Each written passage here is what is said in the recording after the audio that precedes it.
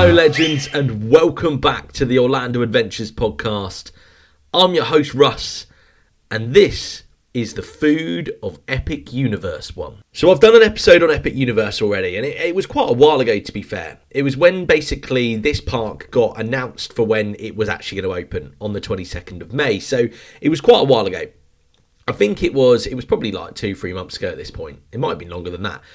But basically, I did a bit of a dive into what all the rides were going to be, what all the lands were going to be, when it was going to open, all that kind of stuff. And as the months have gone on, we've got a little bit more information here and there. We've kind of been drip-fed more information about Epic Universe.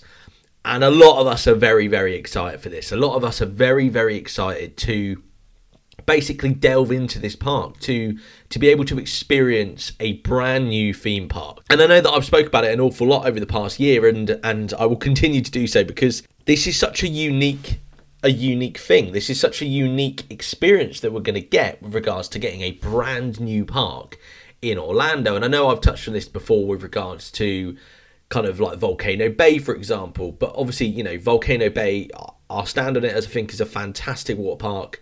I think it's a brilliant themed park as well.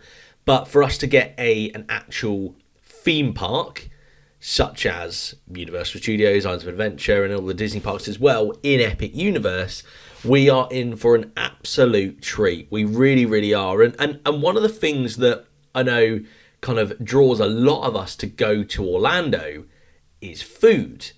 And we haven't known a huge amount about the food up until now. What we have known, and what I basically kind of ticked off in the first episode I did about Epic Universe, was what the actual restaurants were going to be, what they were going to be called, where they were going to be, all that kind of stuff. But we didn't know anything really with regards to food. So quite recently, we have actually been given some information. There's some pictures and all that kind of stuff with regards to what food is actually going to be on offer at Epic Universe and each of the separate lands. Well, this is exciting. This is exciting because one thing, and I know we've talked about this a lot, and I don't want to start with almost a negative, but Universal have never been the strongest when it comes to food. And I say this because I feel like they can, and I feel like they've got the capabilities to do it, and I feel like some of what they offer is absolutely brilliant. So I would like, basically the wish is that they can basically do that park wide opposed to just in certain locations. And what is on offer at Epic Universe seems to be really, really exciting. And I'm just having a little look at all of the lands, all of the restaurants, and what kind of stuff there's going to be. And it gets me excited. It gets me excited because from what I can say, and I'm going to go through basically all of the things that they've announced, it looks like quality is the priority.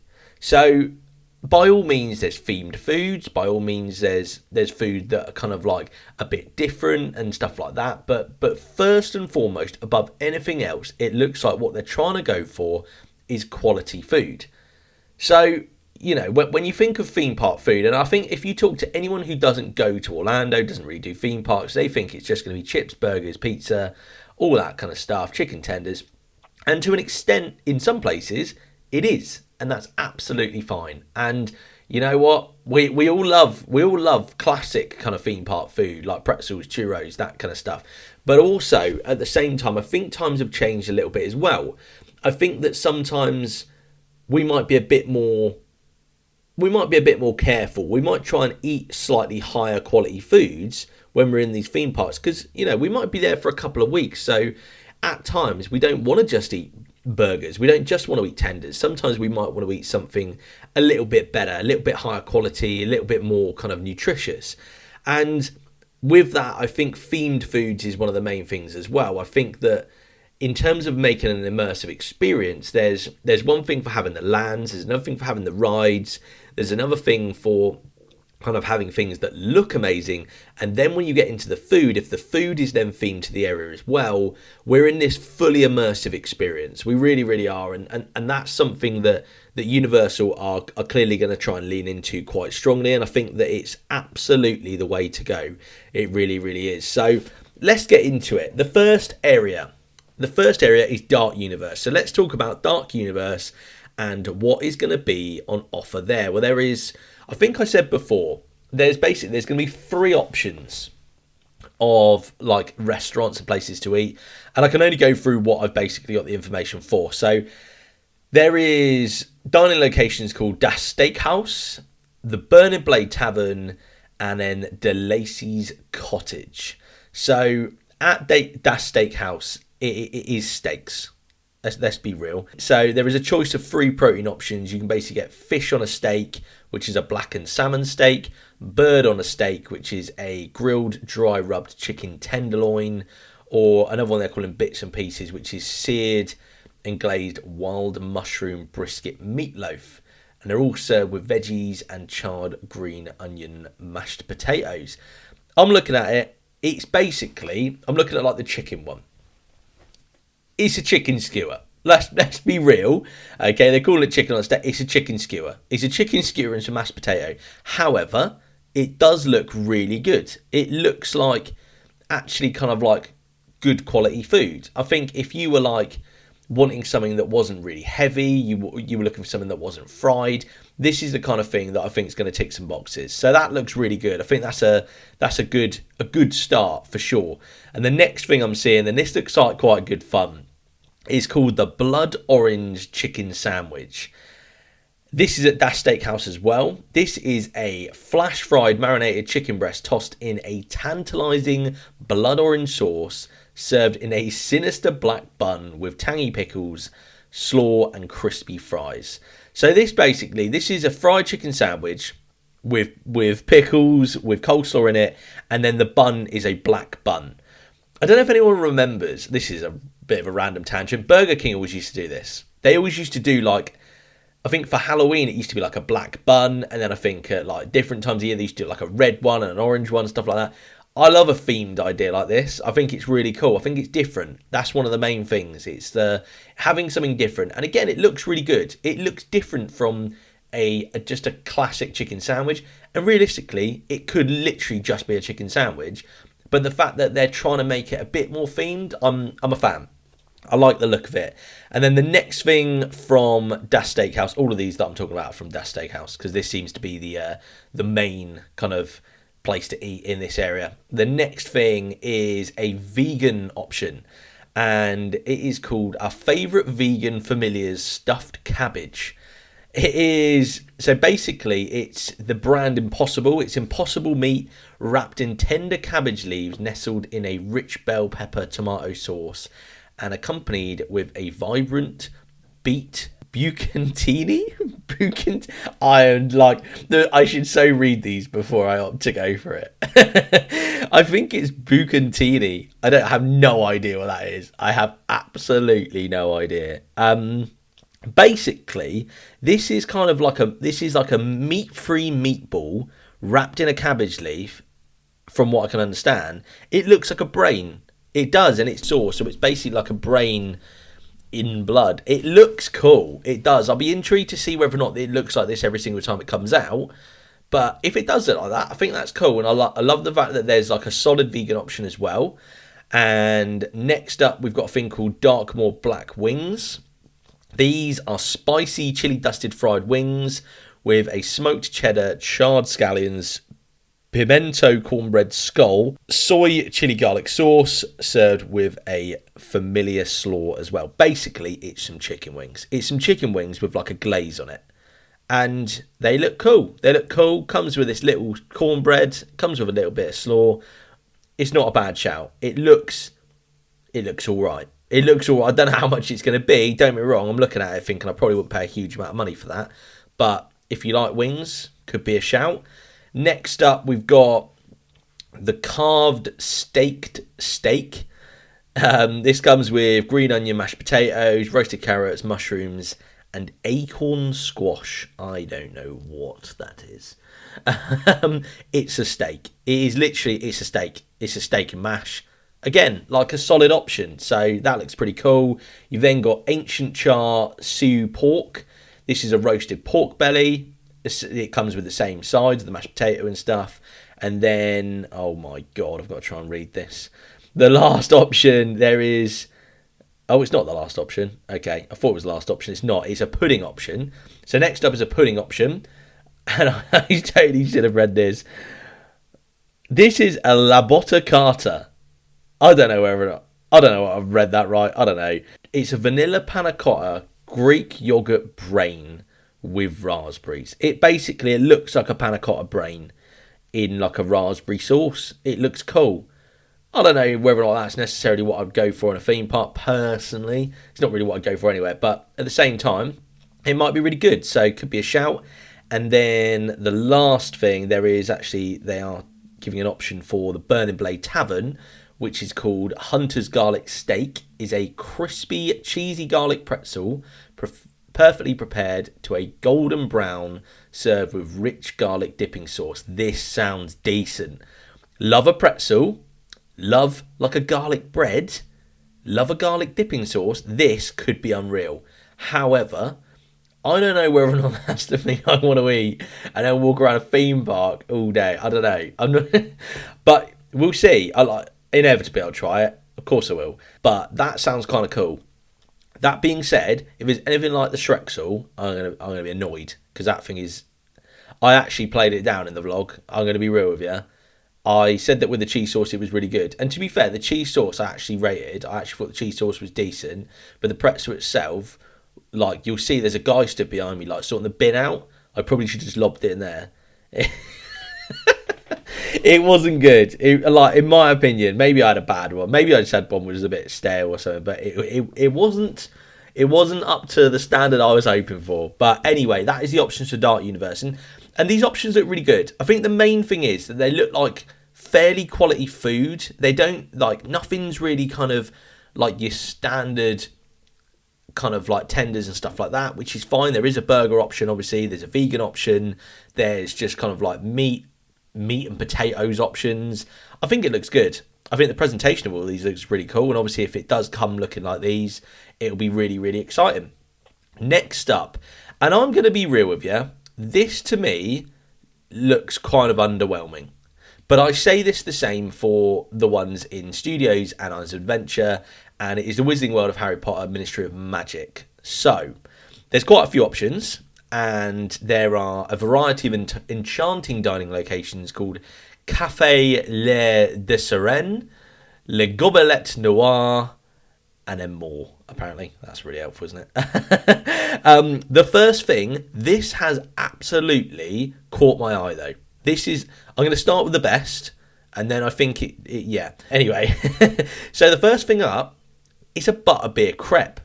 This is at Café Les de Sirène. I am well excited for this. This looks decent. So the description, it says, for the first time ever, guests can enjoy the flavours of butterbeer in a crepe that includes shortbread cookie butter, Bavarian cream, butterbeer cream, strawberries, butterbeer drizzle, and a butterbeer shortbread cookie. I mean, that, to me, sounds like heaven. It looks so good. I'm sold. I am absolutely sold. That, for me, is right up there of things that I want to try. That looks and sounds banging. I'm not going to lie. That's decent. Right, so we start with the good. And next up, we've got a thing called Baguette de Dinde. I am butchering these. Baguette de Dinde. It's probably not Dinde. This is from Café Les de Sirène as well. A charmingly scrumptious dish featuring sliced cracked black pepper turkey piled high with arugula, crisp apples and creamy brie, served in a warm crusty baguette with zesty mustard butter and apple butter. It sounds good. It's a turkey sub. Let's be real. Like, they can call it what they want. It is a turkey and brie sub with apple in it. The apple to me is doing nothing, but it is a baguette. However, it might be really good. It looks good, but it looks like a baguette. But we'll see. So basically, yeah, there's a baguette option, and then next up there's a boeuf bourguignon, which is braised beef in a burgundy wine with mushrooms, pearl onions, roasted carrots, and bacon lardons with pomme puree. I think pomme is apple. I could be wrong. I don't know French very well. Can you tell? But yeah, I mean, it does look good. I'm not a mushroom man, as we know, but that is, yeah, it's an option. This to me is screaming like what the Harry Potter places are in Universal and Islands of Adventure. It's like J.K. Rowling's got her hands on it and gone, we're not allowed anything fried. We've just got to have like hearty food. And I get it. I totally get it. And I like a bit like what I said with the Dash Steakhouse stuff. Like it looks like solid, good quality food, and you can't argue with that. But it depends what your expectations are, doesn't it? Next up, there is a oh God, I think it's Nicoise salad. This is from the same place. This is a tuna salad, fingerling potatoes. It's a potato wedge. Nicoise olives, pickled red onions, eggs, haricot verts. That's a green bean. I am absolutely killing this. Tomatoes and a mustard vinaigrette. It's a salad. It looks nice. Yeah, cool. Nice, looks good. Next up is a quiche. It literally is a quiche Lorraine, a savoury dish featuring egg custard baked in a flaky pie crust filled with crispy bacon, Gruyere cheese and caramelised onions with Mornay sauce. I don't know what Mornay sauce is. It looks like a creamy white sauce. And a side of fresh berries, topped with a lavender honey drizzle. Bit of a strange accompaniment, I'm not going to lie, but it does look good. If I will be real with you though, I've never ever gone to a theme park and gone, I tell you what I wouldn't mind today. Wouldn't mind a slab of quiche. But maybe I will. Maybe quiche is the way forward. It does look good. I'll give them that. It looks good. I feel like it's a bit of a weird option, but at the same time, I do appreciate what they're trying to do. I get it. So next up at Le Gobelet Noir, we got a thing called the Alchemist's Platter. So a few more things for me to butcher the name of. An exquisite spread featuring smoked sausage, potato, cheese pierogies, tangy pickled eggs, vibrant marinated beets, savoury caramelised onions, and a warm pretzel served with zesty German mustard and cheese fondue. This looks top tier. I'm not going to lie, this looks like exactly what I'd want.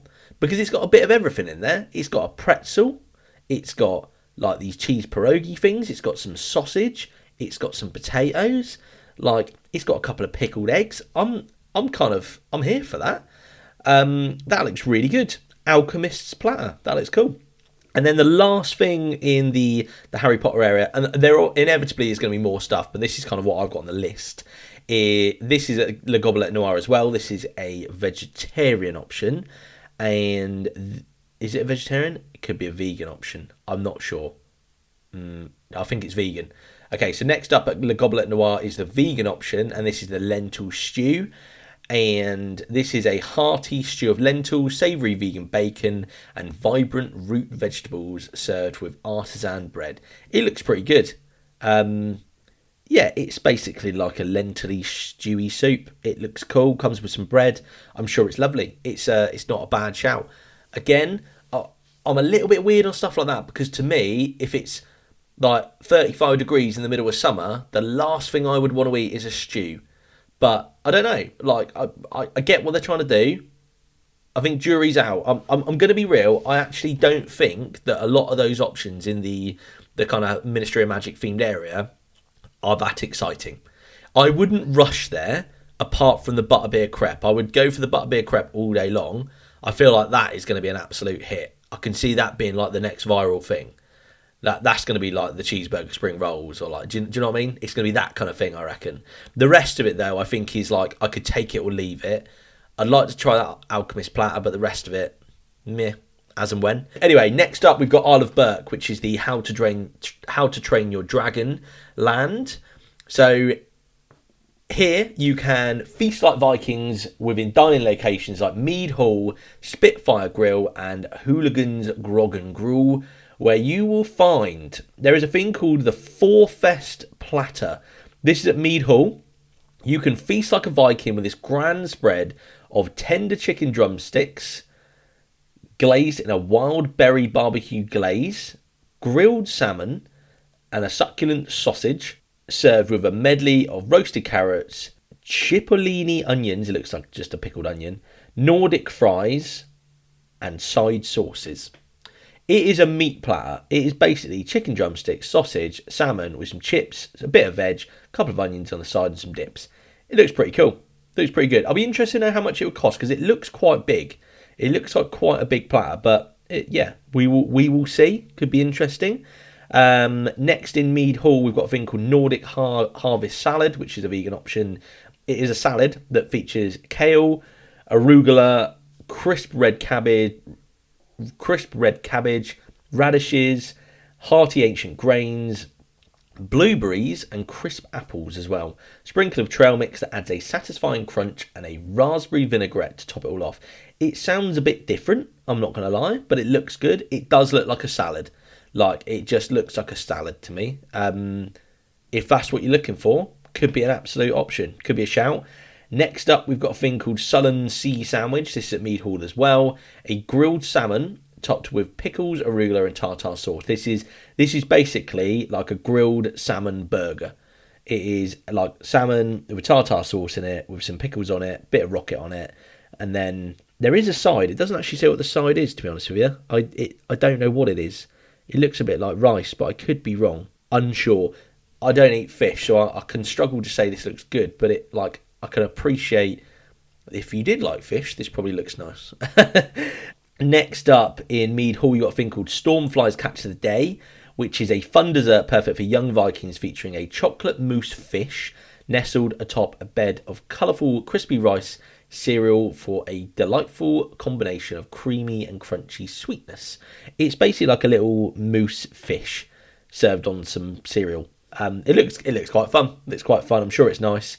Next up, there is a drink at Mead Hall as well called Yagnok. It's a fun drink that captures the spirit and adventure of Berk with its rich and creamy concoction of malted chocolate, cinnamon, and a generous swirl of whipped cream. That sounds kind of fun. That sounds pretty good to me. I would be quite up for a Yagnok. Yeah, so Mead Hall seems like to be the place to go because that is the kind of options that I can see from there. Next area we've got is Super Nintendo World. So at Super Nintendo World, this is the last land before we get to the Celestial Park area, but in Super Nintendo World, guests can power up for their next adventure in Super Nintendo World with tasty cuisine inspired by the story and experiences within the world at 4 dining locations such as Toadstool Cafe, Yoshi's Snack Island, and more. So at the Toadstool Cafe, there is a thing called the Mario Burger. This is probably like the classic, I assume. And this, I will say, these are a bit more kind of standard theme park food, but at the same time, they are themed. So you get a bacon, mushroom and cheese burger. So it says power up with this all beef patty topped with savoury mushrooms, fresh lettuce, tomato and melted American cheese, served in a brioche bun with a side of truffle French fries. Yeah, I mean, it is a burger covered in mushrooms with some chips. To be honest with you, it looks cool. It looks good. Me being Mr. No Mushroom is probably a no-go. But it does look good, so I'm here for that. Absolutely. Next up, we've got the Luigi Burger, which is a pesto grilled chicken burger. So this flavourful dish features grilled chicken topped with basil pesto, melted Swiss cheese, green peppers and fresh spinach, served in a soft brioche bun with a side of truffle French fries. It looks good. It looks like a chicken burger with some greenery on it and some cheese and some pesto. I'm sure it's nice. Absolutely. I think that'd be pretty cool. Then we've got a salad. This is called the Piranha Plant Caprese. This is basically tomatoes, mozzarella, asparagus, basil pesto with greens, radish and apple vinaigrette. It is basically like mozzarella and tomato with some stuff around it. It looks cool actually. If you get a chance to have a little look at it because it does look cool. They've made it look like the piranha plant. And to be fair, if you're looking for something fairly light, this could be an absolute shout. This next thing has really caught my eye. This to me is a shout. So this is called Bowser's Fireball Challenge. So this is at Toadstool Cafe. Step into this challenge featuring a towering £1 meatball topped with gooey mozzarella cheese in rich mushroom marinara sauce. The sauce not as much. And fresh parsley served with a Bowser-inspired puff pastry and a side of hot sauce. So basically what this is a giant meatball with like a puff pastry Bowser face served in this like marinara sauce. It to be honest, it sounds wicked, and I think like the £1 meatball is quite a cool idea. It's quite unique, and I like that. I think that's pretty cool. It's a good idea. I don't know. I mean, it looks massive, but at the same time, I don't know how big a £1 meat. I suppose you think of like a quarter pounder burger. It's basically 4 of those, isn't it? It's quite a lot. That's quite a lot of meat. Yeah. Anyway, and then the only other thing that is listed is from Yoshi's Snack Island, and this is called Yoshi's Smoothie, which is you can cool off with a fresh, refreshing blend of tart Granny Smith apple and sweet honeydew syrup, frozen to creamy perfection with milk and topped with whipped cream and green apple bursting boba. This sounds good. I'm a big fan of a Granny Smith. I'm a big fan of anything sour. It's got boba balls in it, bit of whipped cream. I like the sound of this. I like the sound of this a lot. This to me is right up there. This could be a shout. For me, I'm gonna be real with you. The Super Nintendo World area is not doing a lot for me because I'm not a fan of mushrooms. So that is the only thing kind of jumping out at me as something that I would go out of my way for. It's not to say I wouldn't try the other stuff, because I probably would, but that sounds really good to me. And then the last area we've got is Celestial Park. So the little blurb reads, while strolling through the heart of Universal Epic Universe, guests can find a diverse slate of cuisine across more than 15 dining locations, including the Atlantic Restaurant, which sits across the shimmering waters of Neptune Pool and lives by the motto, see food, eat food. The Blue Dragon Pan-Asian Restaurant, where you can dine under the constellations alongside 2 neon dragons. The Oaken Star Tavern, where guests can gather around an oak tree and relish in savoury barbecue and much, much more. So, what are the options we've got? So, at the Atlantic Restaurant, this is a fish restaurant. Let's be absolutely clear on this one. There is basically sea bass, delectable portion of sea bass nestled amid the subtle sweetness of carrot mochi and vibrant crunch of fresh sugar snap peas. Cool. Aromatic lemongrass broth complements the buttery bass.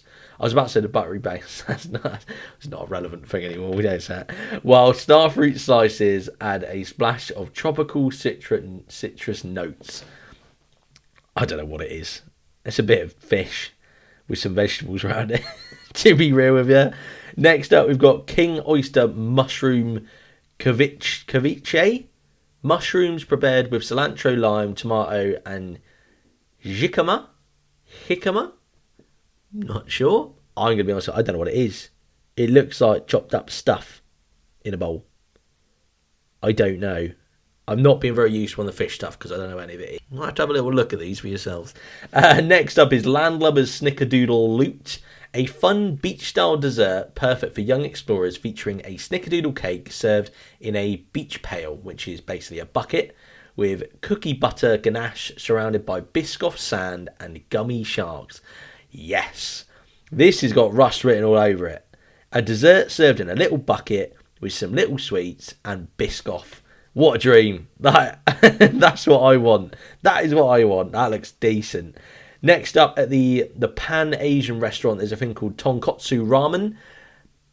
This Asian comfort food features delicate ramen noodles immersed in a rich pork broth topped with tender chasu pork, tear egg, that's like the tea-stained egg, isn't it? Shiitake mushrooms and fragrant togarashi oil.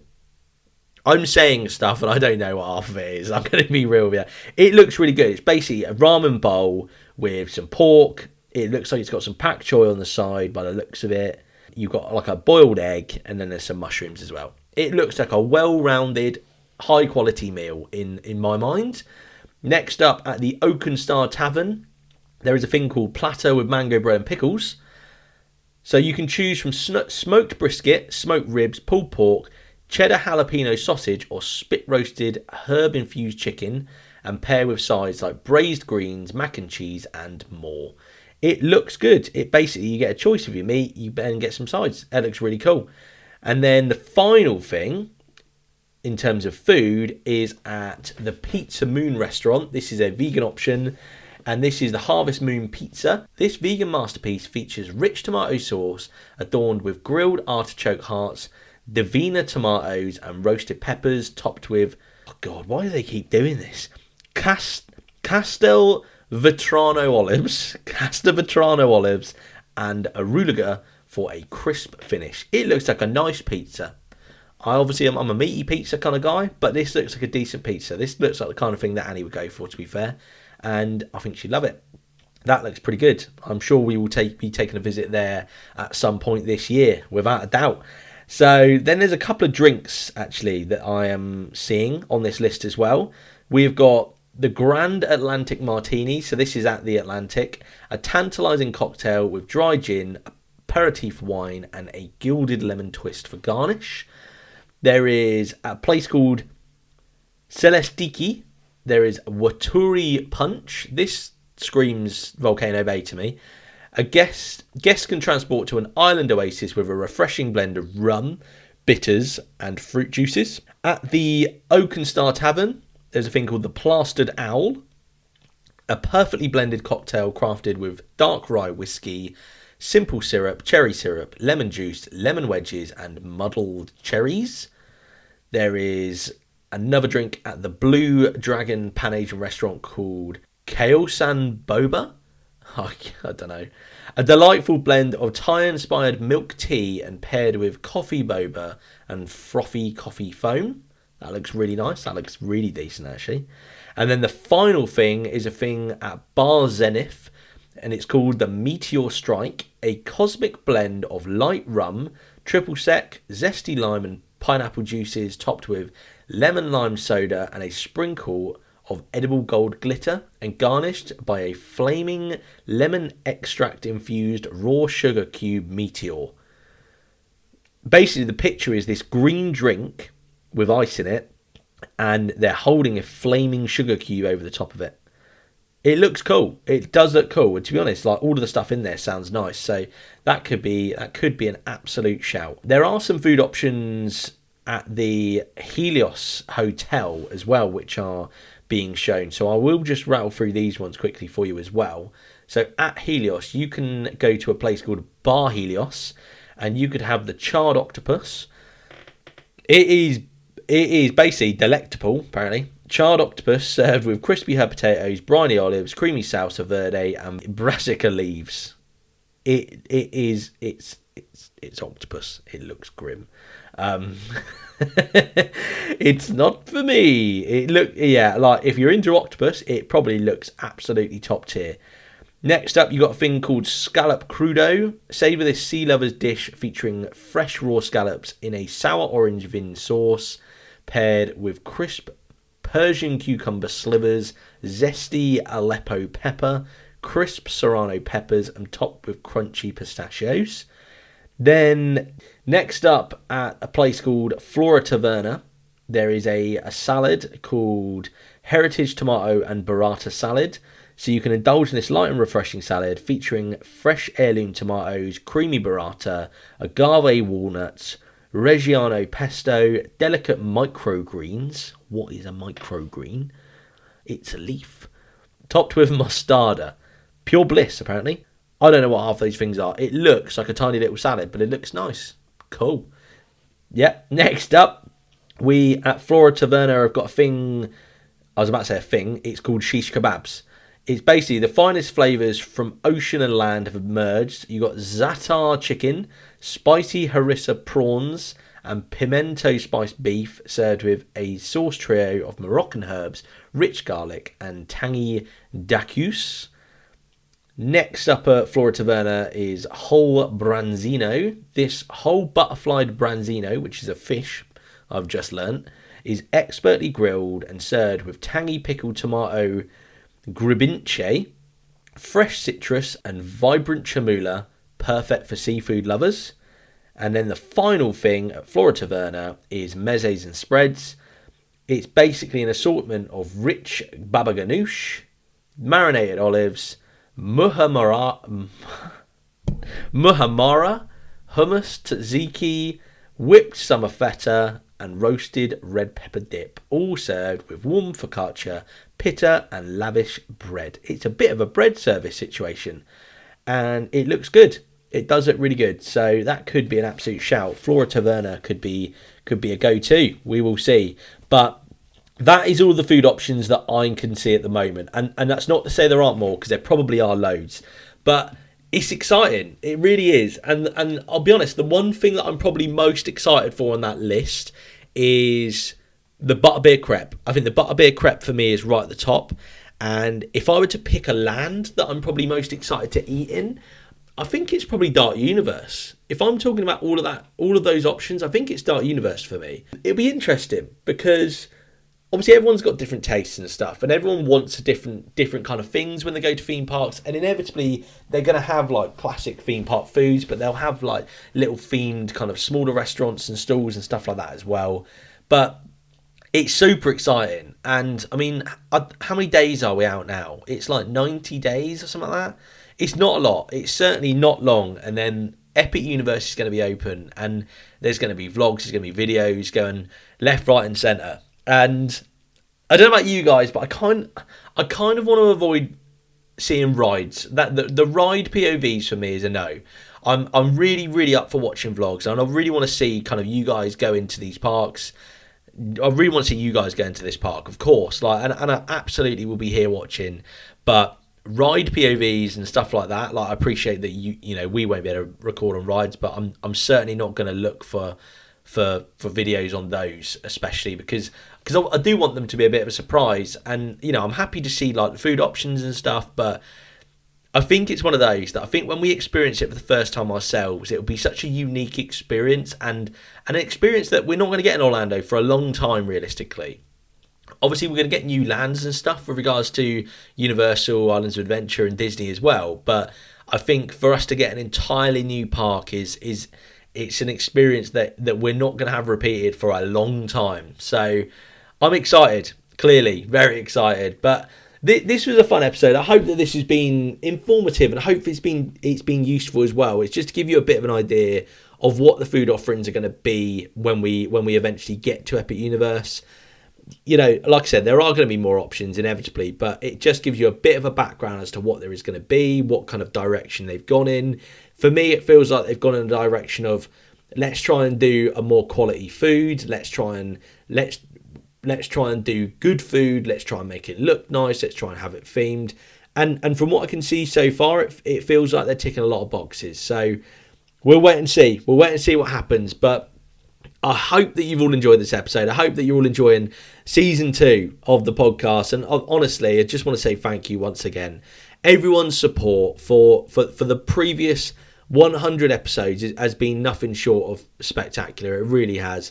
And honestly, I'm so appreciative. I really am. And it encourages me. It motivates me even more, if that were possible, to just keep doing this as much as I can. And I love it. I really do. This is a highlight of my week every single week. And realistically, the podcast is a huge part of my life every single day. There is no doubt about that. So we'll see where it goes this year. We really will. I'm just excited to take you all along for the journey.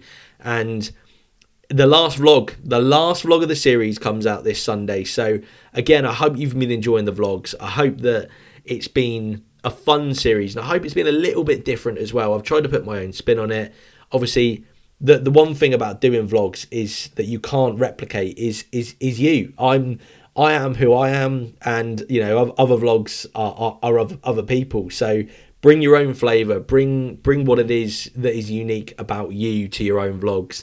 And I hope I've done that. I hope that I've done something just a bit different, and I hope you've all enjoyed it. So thank you once again for listening, and I will speak to you all in the next one.